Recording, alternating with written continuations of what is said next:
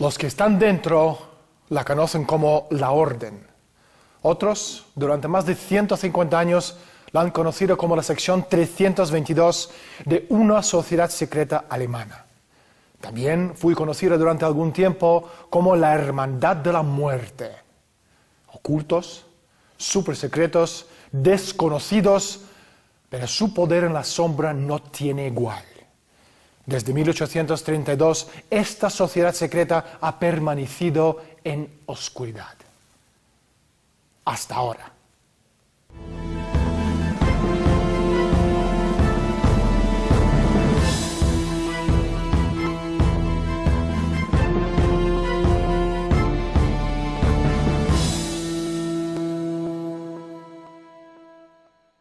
Cada primavera, desde 1832, 15 personas reciben la invitación de unirse a la Orden de Skull and Bones, Calavera y Huesos, una sociedad secreta verdaderamente elitista en la Universidad de Yale. Su símbolo, una bandera pirata, un emblema encontrado en las botellas de veneno y símbolo a su vez de la tercera Panzerdivisión SS Totenhof Nazi durante la Segunda Guerra Mundial. La orden existe exclusivamente en el campus de Yale. Skull and Bones no es un grupo cualquiera.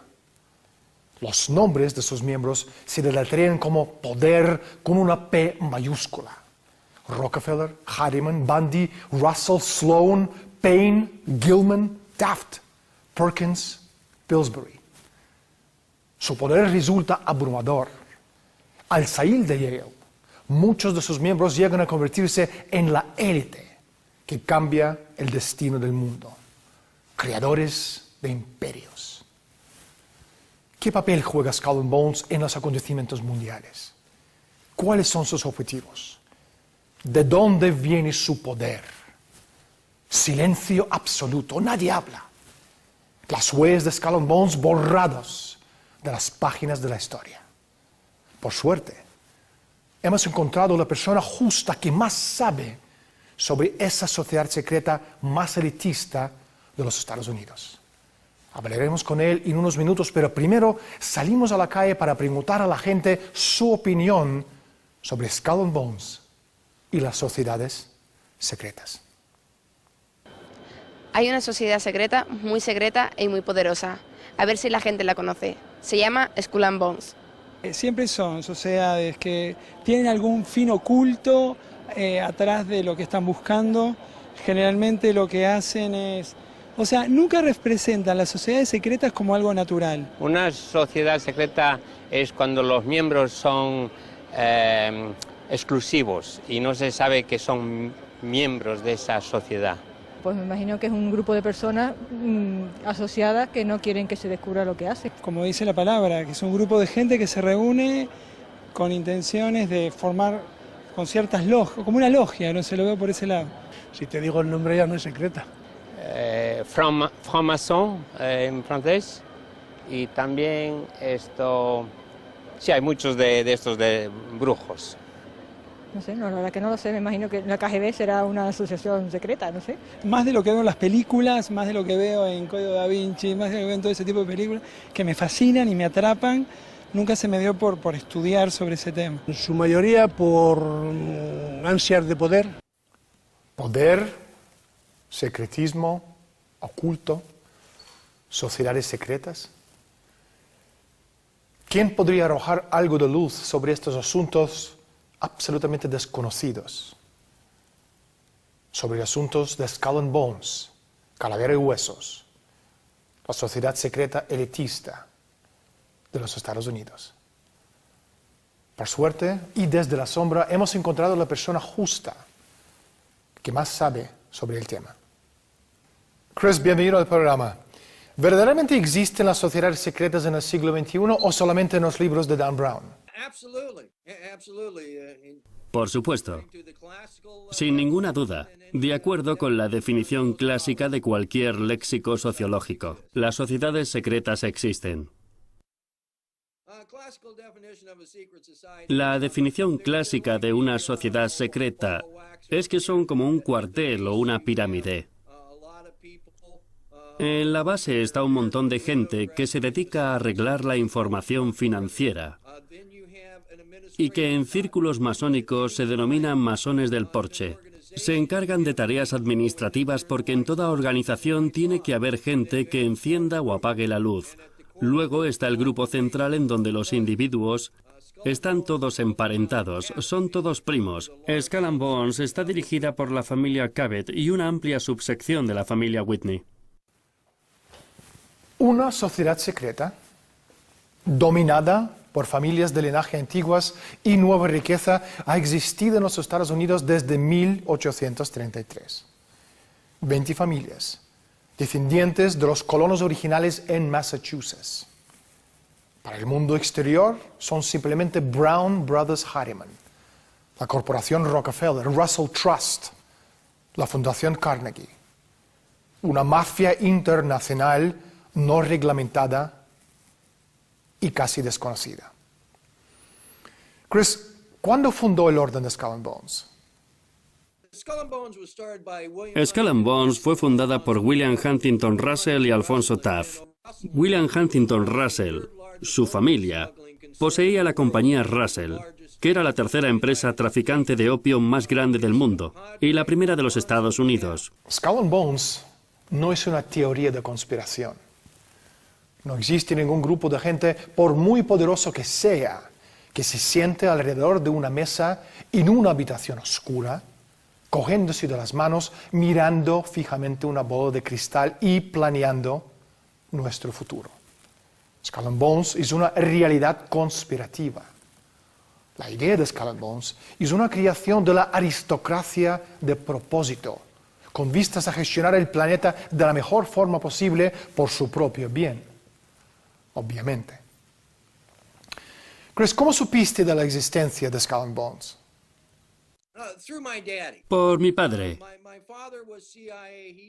Mi padre era de la CIA. Entró en el espionaje en los años 30 en un intercambio de estudiantes con China. Luego siguió en el SAS y su última misión secreta fue redactar un informe sobre el sudeste de Asia para la CIA. Siguió allí muchos años y acabó conociendo a un tal coronel Lansdale en Vietnam en 1956. Pronto intentó dejar la agencia porque no quería verse involucrado en operaciones con droga.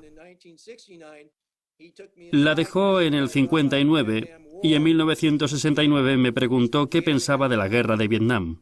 Nos reunimos y me miró diciendo, la guerra de Vietnam es un asunto de drogas. Detrás de todo están las sociedades secretas. Yo pensé que mi padre estaba como una cabra.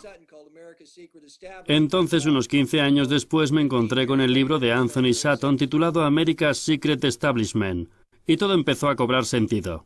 Y cómo conseguimos la primera lista fue por una señora cuyo padre y cuyo abuelo eran miembros, y ella le pasó esa lista a Anthony Sutton. Así es como se consiguió la lista completa de los miembros. Skull and Bones es un elemento muy importante de las estructuras oligárquicas de los últimos 180 años. El mecanismo de cómo funcionan las organizaciones no ha cambiado en todo este tiempo. Es un sistema que se perpetúa a sí mismo, una telaraña virtual de intereses financieros, políticos, económicos e industriales. Y eso en sí mismo es un factor muy importante, por lo que quiere decir es que se trata de un vehículo a través del cual los intereses privados financieros oligarcas son capaces de imponer sus políticas en lo que es nominalmente un gobierno soberano de los Estados Unidos de América. ¿Cómo lo hacen? Skull and Bones ha perpetuado en todos los segmentos de la sociedad estadounidense. La Casa Blanca, la educación, los medios de comunicación, industria, banca, iglesia, fundaciones, centros de pensamiento, la Reserva Federal. Los hombres que forman el santuario interior de Skull and Bones también son personas clave que sostienen posiciones clave dentro de estas organizaciones. Por ejemplo, la Sociedad Americana de Historia, la Sociedad Americana de Economía, la Sociedad Americana de Química y la Sociedad Americana de Psicología se inició siempre por los miembros de Skull and Bones. ¿Por qué son importantes? Porque estas son las organizaciones clave para el acondicionamiento de la sociedad. Chris, Skull and Bones se convirtió en una fuerza importante en el contrabando de drogas a través de las familias Bush y Prescott en la década de los 1860. Pero también de alguna forma generaron al más puro estilo hegeliano la llamada guerra contra las drogas. Esto parece totalmente ilógico hasta que uno empieza a comprender su mentalidad y el funcionamiento de estas sociedades. Mi pregunta es, ¿cuál es la relación de Skull and Bones con el tráfico de drogas? Bueno, hicieron mucho dinero con ese tema. Es una estupenda vaca lechera. Empezaron a traficar con droga en China en los años 30, pero hacia mediados de siglo el tráfico se ilegalizó. De modo que perdieron su vaca lechera, pero se les vio controlando el 85% de la emergente infraestructura del acero en el Extremo Oriente, desde barcos de vapor a líneas de ferrocarril. Obligados a abandonar el lucrativo comercio de esclavos africanos por ley de Estados Unidos, el revuelto de esclavos en el Caribe. Las familias más ricas como los Russell, Cabot, Forbes y los Perkins entraron en el negocio de la droga. Su negocio consistía en adquirir opio en Turquía y llevarlo de contrabando a China, el país donde opio estaba terminalmente prohibido. Todo eso bajo la protección armada del Imperio Británico. Así que la droga ha sido el primer negocio de Skull and Bones. Ustedes seguramente están familiarizados con la revista Forbes. Ahora sabemos de dónde proviene la riqueza de esa familia. Forbes, Rockefeller, Russell, Perkins, Delano, todas esas familias súper mega poderosos fueron levantadores de imperios en los pasillos del poder y sucios traficantes de droga en los anales de la historia. Lo que tú estás contando es muy, muy interesante. Sigue, por favor. Todos los bancos, todas las compañías de seguros, todas las grandes empresas empezaron con el narcotráfico. El primer negocio de drogas fue el del comercio triangular de ron y esclavos. Y se usaron los mismos barcos. Y si sigues esos mismos barcos, ves que evolucionaron desde el tráfico de esclavos al del opio, al del coolies y por último se convirtieron en petroleros. Porque Skull and Bones también controlaba la industria del petróleo. Rockefeller es miembro de Skull and Bones. Hay 7 archivos de miembros y cada vez que pasas una página te encuentras con un Rockefeller. Fueron los señores de Skull and Bones los que empezaron a producir gasolina a mediados del siglo XIX. El hijo del fundador de Extremo Oriente, William Howard Taft, obviamente también es miembro de Skull and Bones. Taft fue el primer gobernador civil de las Filipinas después de la guerra de Cuba. Taft, la única persona de ser presidente de los Estados Unidos y también jefe del Tribunal Supremo, tuvo la iniciativa de las convenciones de La Haya y de Shanghái, que están en el origen de las prohibiciones actuales, los cuales no tienen nada que ver con nuestra salud, nuestro barrio o nuestros hijos. Su razón de ser es mantener un mercado negro, porque solo manteniendo estas sustancias en la ilegalidad pueden venderse sacando mega beneficios. Chris, en 1946 la Fundación Rockefeller contribuyó $139,000 para una historia oficial de la Segunda Guerra Mundial. Hay pruebas abrumadoras de que los Bush, Rockefeller y muchas otras familias poderosas americanas ganaron millones de dólares haciendo negocio con los nazis antes y durante la Segunda Guerra Mundial. Ahora, los libros de textos nos cuentan que los Rockefeller, los Bush, los Harriman eran patriotas estadounidenses que trabajaron para los intereses del bien de Estados Unidos durante la guerra. ¿Habría alguna razón oculta para que los Rockefeller financiaran una historia oficial de la Segunda Guerra Mundial? Eso lo hicieron porque se publicaron muchos libros en relación con sus beneficios y la venta de armas. Por tanto, quisieron asegurarse de que controlaban la historia. Y por eso dicen tal cosa nuestros manuales de historia, porque han podido transmitir esa influencia a los manuales educativos. Existe una versión de historia de establishment, una historia oficial, que domina los libros de historia y libros de texto escolar. Los medios corporativos se encargan de transmitir esta versión oficial a nosotros. Y nosotros nos lo creemos. Ahora, si alguien desea crear un mundo nuevo, primero debe inventar su propia versión de la historia. Se llama cambiar el paradigma de la sociedad. Hacer que la gente cree que los acontecimientos históricos sucedieron de la manera en que beneficia la élite. Esa versión de la élite de la historia, en la mayoría de los casos, es muy diferente de lo que realmente sucedió. Los papeles del Pentágono, año 1971. El empleado del Departamento de Defensa, Daniel Ellsberg, filtró documentos de alto secreto sobre la guerra de Vietnam al New York Times. Los documentos ponen en jaque al gobierno de Nixon. Ellsberg es aclamado como un héroe por haber sacado los trapos sucios del gobierno a la luz. Sin embargo, la realidad es bien distinta. Los papeles no fueron reunidos por o para el Pentágono, sino en nombre de la CIA, con la complicidad de la corporación RAND, eje clave del complejo militar industrial. Objetivo: reescribir la historia de la guerra de Vietnam, borrando el papel nefasto de la CIA en la planificación de la guerra. La persona encargada de perpetuar la nueva versión de los acontecimientos, Daniel Ellsberg, estratega de armas nucleares de la corporación RAND y agente de la CIA.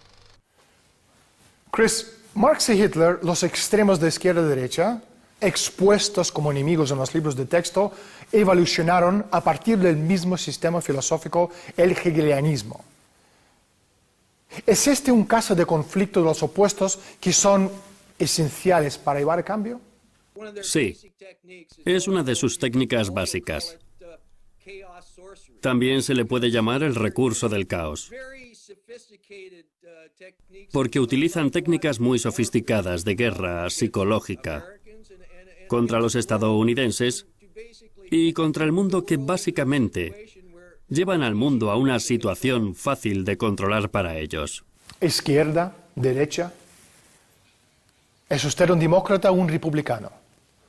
¿Es usted un socialista, capitalista, conservador, liberal? ¿O acaso importa? ¿Sorprendidos por la pregunta? La orden de Skull and Bones de ideología no es ni derechas ni izquierdas. Izquierda y derecha son herramientas artificiales para lograr el cambio. Y los extremos de la derecha política y de la izquierda política son elementos vitales en un proceso de cambio controlado. En un proceso dialéctico de un choque de opuestos, produce una síntesis, un nuevo orden. Un nuevo orden donde el Estado es supremo. Observe cómo el debate y la financiación es siempre hacia el poder estatal y cuanto más lejos, mejor, de los derechos individuales. Por lo tanto, no importa de qué persuasión política es usted, siempre y cuando la discusión se mantenga dentro del marco del Estado y el poder del Estado. Esta es la característica común entre las posiciones aparentemente disimilares tomadas por los miembros de Skull and Bones. Ellos tienen un objetivo común superior en el que el choque de las ideas es esencial. Mundo controlado por una dictadura corporatista, también conocida como Empresa Mundial S.A. Chris, ¿cuáles son algunas de estas técnicas?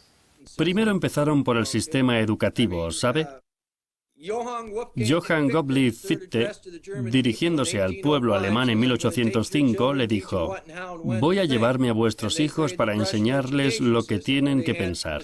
Así se creó el sistema educativo prusiano, en el que hay una serie de 3 escuelas: las academias para la élite, los institutos para la clase alta y los colegios para el pueblo. En los colegios populares quitaron la educación clásica, dejaron de enseñar algunas disciplinas, y las materias que enseñaban las limitaron a 1 hora y pusieron campanas entre las horas. Así podían modelar las conciencias de la gente. El siguiente sistema es la televisión, sobre todo aquí en los Estados Unidos. En los Estados Unidos funciona a 60 ciclos por segundo. En cualquier libro sobre hipnosis se puede ver que 60 ciclos por segundo provoca un estado de trance.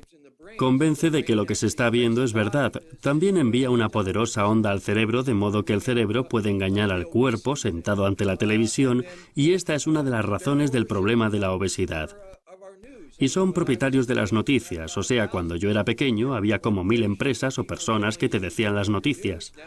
Ahora existen básicamente 6 empresas de medios de comunicación.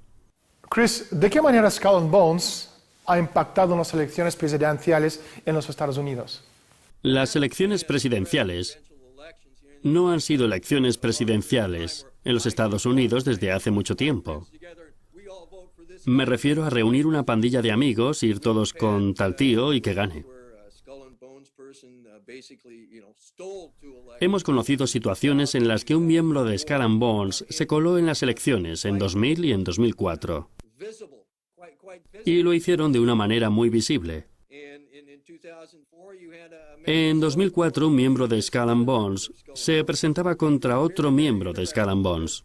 Fue muy interesante porque a mí me dijeron que me estuviera quieto y cerrara el pico, porque no querían que se hablara para nada de Skull and Bones durante esas elecciones. Sinceramente, no creo que Kerry fuera un candidato honrado. Así es más fácil gobernar el país. Desde 1832 ha habido solamente unos 2.500 miembros de Skull and Bones. Ahora, cada año en los Estados Unidos, más de 1,5 millones de personas reciben sus diplomas universitarios, entre ellos unos 50.000 doctorados. Hay unos 50 millones de personas con estudios universitarios capaces de ser presidente de los Estados Unidos. Aún así, en el año 2004, los 2 candidatos por Partido Demócrata y Republicano, Bush y Kerry, pertenecen a la sociedad secreta que elige solo 15 de sus miembros cada año. Chris, una pregunta indiscreta: ¿quién nombró a esa gente los amos del mundo? Nadie. O sea, están tomando el poder en nuestro país para convertirlo de república en imperio. Y ni siquiera se lo dicen a la gente, porque el esclavo perfecto es el que cree ser libre. Creemos que elegimos gente para los cargos y todo eso, pero el valor psicológico de esto es muy bueno. Porque cuando vas por la calle siempre puedes decir: ¿pero quién eligió a ese tipo? Lo cual crea divisiones. Chris, la última pregunta. ¿Qué relación existe entre la CIA americana y Skull and Bones? La relación de Yale con el espionaje se daba incluso casi antes de que existiera este país. Yale ha tenido relaciones muy estrechas con la CIA. Se dieron situaciones en Yale en que funcionó como un ministerio de bosques. La primera promoción de forestales se dio en Yale. Cuando se organizó la CIA en los años 40, parte de sus fondos reservados fue al Departamento de Forestales. Y así es como llegamos a los aviones del Departamento de Forestales confiscados por cocaína en México. No hay tiempo para más. Muchísimas gracias por estar con nosotros. Muchas gracias, señor. Gracias. Tesis, antitesis, síntesis. 2 extremos que se funden en un nuevo sistema. La síntesis que persigue el establecimiento se llama Empresa Mundial S.A. Sin conflicto controlado, este nuevo orden mundial nunca podrá convertirse en una realidad.